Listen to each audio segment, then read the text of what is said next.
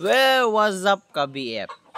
Welcome back na po sa Bentong Farming, and for today's video, ang topic nato is ang program. Program kabayan sa pagpurga or deworming, and ang pagtanggal sa mga kuto or delousing, and ang ikatulo is ang vitamins. Well, ana man yun na, kung wala kay mga program, gitawag og program sa imong manukan, syempre maglisod jud ka og magka-problema jud ka sa pag-alaga sa imong mga chicken to. Well, sa Bentong Farming atong i-share ani nga video para makatabang pud ta sa atong mga kapwa magmamano. Yes sir. And to start is ang pagpurga, deworming. Ang kakaiba, natay gibuhat kakaiba sa Bentong Farming. Just like kaduha lang naman sis kabulan magpurga sa Bentong Farming. Wow, shocking, no? So sa nakasanayan nato is once a month lang magpurga according to expert. Pero ako dili mo ko expert, so nag-experiment ko. Gibuhat na ako og 2 months. 2 months twice a month, no? Every 15 and 30. And I called it regular kasi kada bulan gani, no? Every 15 og 30 nagapurga ko. Medyo taas-taas ang topic pero atong mubuon. Ang rason nga nung gikaduhan ako kay simple lang. Dati kaisa lang ko nagapurga. Why effect? Wala na nagan ako manok. So gitry na ako nga ikaduha. And I found out, wow, it's good. Ang dami-dami na nating mga manok. And yan ang monang mga butang nga gusto na ako i-share sa inyong mga kabiyep. Kasi nga daghan tag mga kamanok pod na naglisod yun pod sa pag-alaga o pagpadaghan og manok. And so karon kani nga video nagbuhata para i-share ang atong mga nahibalaan. So ang unang rason nga nung gikaduhan nato pagpurga ang atong mga manok is according sa atong research, no, is adlaw-adlaw di ay nakakaon o makakaon ang atong mga alaga og itlog og larva sa bitok. Tama, tinuod na according sa atong research. And kanang itlog og larva pag naa na sa sulod sa tawag na digestive system, no, sa atong mga manok, syempre mag-develop yun na sila in a short period of time. Yeah. And base po sa atong research, kung kaisa lang tamo purga sa isa ka bulan, akong giihap-ihap mo times 2 mo times 3 kay gawas sa nakaon ng itlog og larva katong naa sa suludaan, mangitlog pod to ug mahimo kong larva. So times 2 times 3 times 5 pa ang kadaghanon sa mga bitok na naa sa atong ano. And if dili nato sila mapurga in 15 and 30 basis nato managhan. So paghatag nato og purga na, check, dili tanan na ma-eliminate.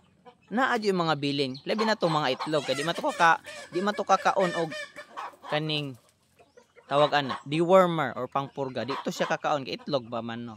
Pa may mouth, di pa fully develop, no, para mag-consume og mga nutrients. So ang gibot na to di 15-30 na to. Pagpurga na to, wash out ang mga bitok nga nakakaon sa purga. Nabili ng itlog, kaon na sad og itlog og larva. So naana koy bitok, no, mupusa pa jud tong itlog. So after 15 days hatag na putag purga. So na-develop na tong mga itlog, no? Mga bitok nga itlog pa na-develop na ito. Bitok gyud nga powerful gyud pug kaayo mo kaon og nutrient. Kay larval stage unya early pa gyud. Murag kanang bata ba nga i-feed gyud nimo siya og daghan para mo dako dayon. So ingana siya ka para sa ato ingana siya ka destructive. Mao nang ginapurga na to siya every 15 and 30 in a regular basis. So sa ikaw nga nagtanaw ni og di ka mo to, okay lang na siya, no? Kay watay mabuhat ana. Imo man po na texter, imo po na viewer, no? So sa bentong farming atong i-share, no? Bisag nagkatawa ta, seryoso kay ta sa atong pagpakatawa. O sa atong paghimog content, seryoso ta kay mao na atong experience sa bentong farming. So mao na sa akong giingon kay na taas-taas gyud siya nga topic kay pagpurga. So i-share po nako no nga once nagapurga ta every 15 and 30 dili na kakailangan mo gamit og mga sad to say di na kailangan mo gamit og tambal for the reason nga healthy mong manok. Anong tambalan pa man nimo? No? So kung naay manok sa ka-healthy nila, example na to 10 ka buok na nagluya isa pasag di na siya ikal na diretso kay pasabot ana weak na siya. So diri sa bentong farming gina-practice gyud nato nga only strong survive. Yeah. Tanawa na sila, ha? 2 months, 3 months. So maingon ako nga ipadayon nato na nga practices nato, no? Pagpurga every 15 and 30. So kaduha, pagtanggal sa mga kuto. So sa mga wala kabalo dapat isa-isahon nimo nagtanggal ang kuto. Pero joke lang na, no? Ang pagtanggal yun ana is paliguan yun nato ang manok. Nya if ever nga daghan na gyud imong manok, alangan na isa-isahon nimo nagpamunit, no? Isa-isahon nimo pamunit nya ligo-liguan, no? Labi na kanang naay parehaning piso na 1 month, 2 months, no? Isa guna sila ka flock, no? Nay 10, nay 7, nay 20, no? Nya liguan nimo na isa-isa. So mahirap, no? Mahirap gawin ang pagligo sila isa-isa. So ang gibuhat nato is palitag shampoo para sa manok. Bisag unsang klase nga shampoo, ikuan lang alternate, no? Isabay nato din na sila sa pagpurga kanang pagligo. Isprayhan ra nimo na sila kada isa. Example na flock 10 ka buok, sprayhan ra nimo na. Ala, hanto na mabasa sila. Ang tama na nya usubo na pud nimo na pagka 15 and 30, no. So wala gyoy kuto nga mabuhay sa ilang mabalhibo. Yeah. Yan ang pagtanggal sa mga kuto. And katulo ang vitamins. Ang atong mga manok is kanang galakaw-lakaw gid sila, galakaw-lakaw, no? Manok. Naga-exert gid sila energy, no? And sa feed sana na vitamins daan, pero kulang. Sa bentong farming, i-share na po nato nga everyday gyud ta nagahatag og vitamins, no? In a small amount lang kay po na sila makuha sa feeds, na po sila makuha sa palibot, sa mga insekto, sa ulod, o sa baga nila, imong pangkauno nila. Mo na kita naghahatag o gamay lang nga vitamins pero everyday in everyday basis po ang atong vitamins, no? And